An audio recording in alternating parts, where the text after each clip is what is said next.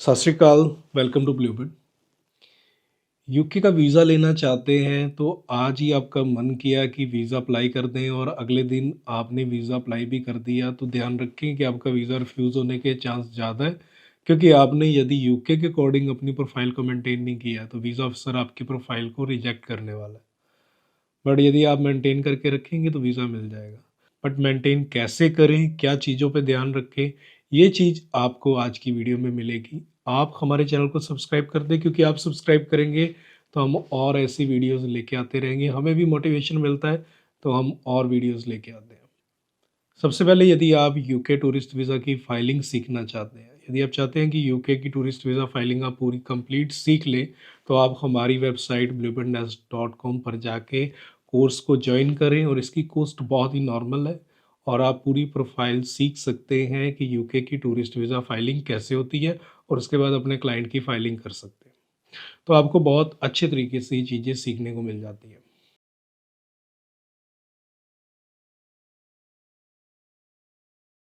UK tourist visa का जो system है वो टोटली डिफरेंट है बाकी अदर कंट्री से। मतलब इतना सिंपल नहीं है सिस्टम कि आपकी प्रोफाइल जैसी मर्जी हो आप लगाएंगे तो वीज़ा मिल जाएगा। क्योंकि कुछ कंट्रीज़ के अंदर ऐसा होता है कि आपके पास फंड्स अच्छे हैं। मान लीजिए आपके पास 10 लाख फंड पड़े हुए हैं और आपकी सैलरी अच्छी आ रही है और आपके पास ट्रैवल हिस्ट्री भी है, सब कुछ बढ़िया है, आपके पास फैमिली टाइज भी अच्छे हैं। लेकिन यदि आपकी स्टेटमेंट के अंदर डेबिट और क्रेडिट मेंटेन नहीं है, तो फिर आपका वीज़ा रिफ्यूज़ हो जाएगा यूके के अंदर। बट शेंजन में लगाएंगे तो वीज़ा आ जाएगा। कनाडा में भी आ सकता है, ऑस्ट्रेलिया में भी आ सकता है, लेकिन यूके के अंदर नहीं आता। यूके के अंदर दो प्रोफाइल आप लेके चलो। एक प्रोफाइल साथ में वो है जिसने प्रॉपर तरीके से मेंटेन किया है, सैलरी 40,000 आ रही है, ट्रैवल हिस्ट्री भी नहीं है, लेकिन उसके अकाउंट स्टेटमेंट मेंटेन है, तो उसको वीज़ा मिलने वाला है, चाहे उसके पास फंड्स 6 लाख ही क्यों नहीं है। बट एक प्रोफाइल ऐसी है जिसके पास फंड्स 10 लाख हैं, ट्रैवल हिस्ट्री भी है, सैलरी 50 से 60 हज़ार आ रही है, लेकिन बैंक स्टेटमेंट मेंटेन नहीं है, तो वीज़ा रिफ्यूज़ हो जाता है। पक्की बात है, ये ध्यान रख लेना। यदि आपकी प्रोफाइल भी ऐसी है तो वीज़ा मत अप्लाई करना, वेट करना 3 महीने एटलीस्ट। कई लोग गलती से 6 महीने की स्टेटमेंट भी लगाते हैं। यदि आपकी स्टेटमेंट 6 महीने की मेंटेन है तो 6 महीने की लगा दो, लेकिन यदि मेंटेन नहीं है, मान लो 3 महीने की तो मेंटेन थी लेटेस्ट वाली, लेकिन चौथे महीने में कुछ गड़बड़ थी, पाँचवें छठवां महीने में भी ओके थी, यानी बैक की बात मैं कर रहा हूँ।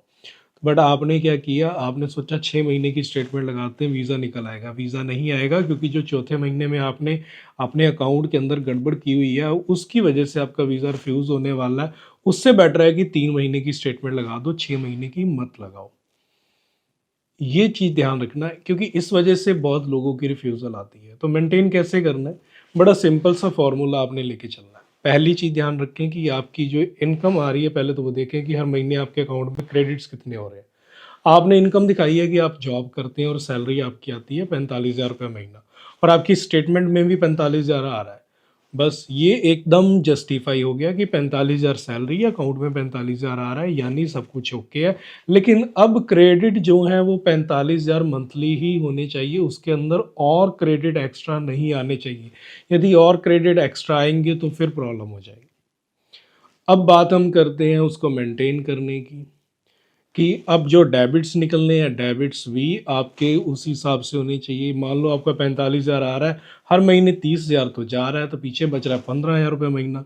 15,000 महीना आप सेव करके यूके का वीज़ा कैसे ले लेंगे, यूके वीज़ा ही नहीं देगा।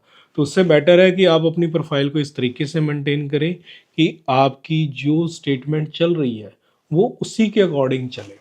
बस इस चीज़ का ध्यान रखें कि जो आपके डेबिट्स चल रहे हैं वो आपके क्रेडिट और मंथली एक्सपेंस उसके अकॉर्डिंग चलने चाहिए।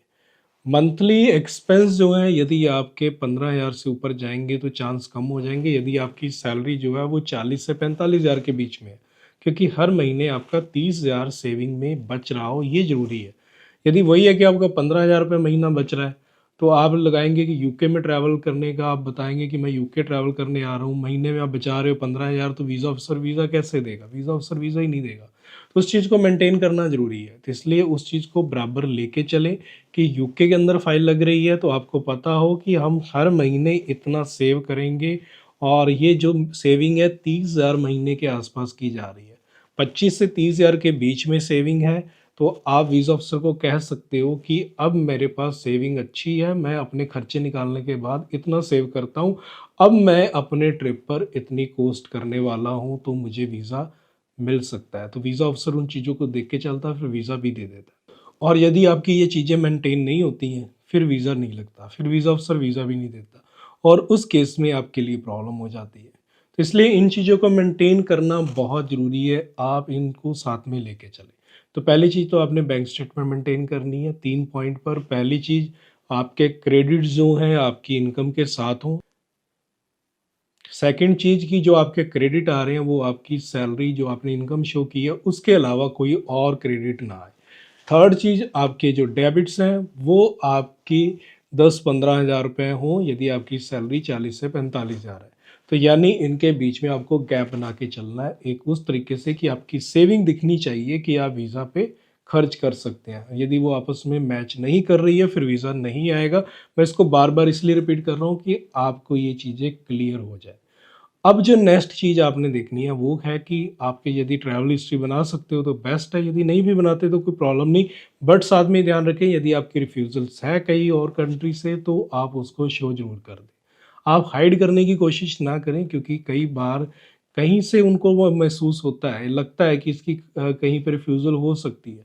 तो फिर उस केस में आपका वीज़ा जो है रिजेक्ट हो जाएगा यदि वीज़ा अफ़सर ने क्रॉस चेक कर लिया।